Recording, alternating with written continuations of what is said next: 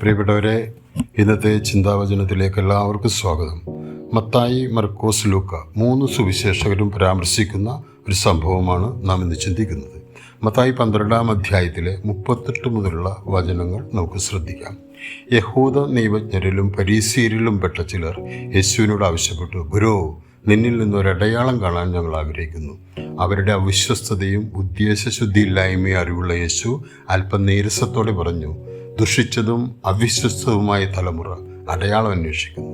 യോനാ പ്രവാചകന്റെ അടയാളമല്ലാതെ മറ്റൊരടയാളവും അതിന് നൽകപ്പെടുകയില്ല. എന്താണ് യോനാ പ്രവാചകന്റെ അടയാളം? യോനാ പ്രവാചകൻ വിജാതീയരായ നിനവേ നിവാസികൾക്ക് എങ്ങനെയാണ് അടയാളമായത്? യോനാ പ്രവാചകൻ തിമിംഗലത്തിൻ്റെ ഉദരത്തിലായിരുന്ന 3 രാവും 3 പകലും യേശുവിൻ്റെ മരണ ഉത്ഥാന രഹസ്യങ്ങളുടെ അടയാളമായി നമ്മുടെ സുവിശേഷകർ ചൂണ്ടിക്കാണിക്കുന്നുണ്ട്. വിജാതീയരും ഇസ്രായേലിൻ്റെ ശത്രുവുമായ നിനവേക്കാരുടെ ദുഷ്ടതയും അക്രമവും ദൈവം കണ്ടു.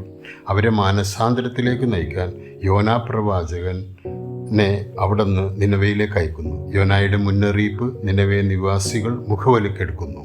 അവർ ദൈവത്തിൽ ശരണം പ്രാപിച്ചു. വലിയവരും ചെറിയവരും, എന്തിനേറെ രാജാവ് പോലും ചാക്കുടുത്ത് ചാരം പൂശി ഉപവസിച്ചു. അങ്ങനെ മനുഷ്യരും മൃഗങ്ങളും ഒന്നടങ്കം ഉപവസിച്ചു. ദൈവകരുണയ്ക്കായി അവർ യാചിച്ചു. അസീറിയയുടെ തലസ്ഥാന നഗരമായ നിനവേ അങ്ങനെ ദൈവത്തിൻ്റെ ക്രോധത്തിൽ നിന്ന് രക്ഷപ്പെട്ടു. യേശു പറഞ്ഞു, ഇതാ ഇവിടെ യോനയേക്കാൾ വലിയവൻ. യഹൂദജനത്തിൻ്റെ അജ്ഞതയോർത്ത് യേശു പരിതപിച്ചു. വിധി ദിനത്തിൽ നിനവേ നിവാസികൾ ഉയർത്തെഴുന്നേറ്റ് ഈ തലമുറയെ കുറ്റം വിധിക്കും. മറ്റൊരു സംഭവം യേശു അവരെ ഓർമ്മപ്പെടുത്തി. തൻ്റെ ജനത്തെ ഭരിക്കാൻ ദൈവം തിരഞ്ഞെടുത്ത സോളമൻ രാജാവിനെ സന്ദർശിക്കാൻ ദക്ഷിണദേശത്തെ ഷേബ രാജ്ഞി ഭൂമിയുടെ അതിർത്തിയിൽ നിന്നും ജെറുസലേമിൽ വന്നു. ജെറുസലേമിൽ നിന്ന് ഏതാണ്ട് 1000 കിലോമീറ്റർ അകലെ കിടക്കുന്ന ഇന്നത്തെ അറബി രാജ്യമായ യമനാണ് ഷേബ രാജ്യം. അവിടുത്തെ രാജ്ഞിയാണ് ഇത്രമാത്രം ജ്ഞാനിയായ ഒരു രാജാവിനെ ഇസ്രായേലിന് നൽകിയ ദൈവമായ കർത്താവിനെ മഹത്വപ്പെടുത്തി ആ സോളമൻ രാജാവിനെ സന്ദർശിക്കാൻ വിദൂരദേശത്ത് നിന്ന് വന്നെത്തിയത്. യേശു പറഞ്ഞു, ദക്ഷിണദേശത്തെ രാജ്ഞി വിധി ദിനത്തിൽ ഉയർത്തെഴുന്നേറ്റ് ഈ തലമുറയെ കുറ്റം വിധിക്കും. എന്തെന്നാൽ സോളമൻ്റെ വിജ്ഞാനം ശ്രവിക്കാൻ ഭൂമിയുടെ അതിർത്തിയിൽ നിന്ന് അവൾ വന്നെത്തി. ഇതാ ഇവിടെ സോളമനേക്കാൾ വലിയവൻ.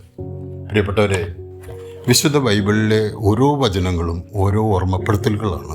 പശ്ചാത്തപിക്കാനും മാനസാന്തരപ്പെടാനുമുള്ള ആഹ്വാനങ്ങളും ബോധവൽക്കരണങ്ങളും ഓരോ വചനത്തിലും ഒളിഞ്ഞും തെളിഞ്ഞും കിടപ്പുണ്ട്.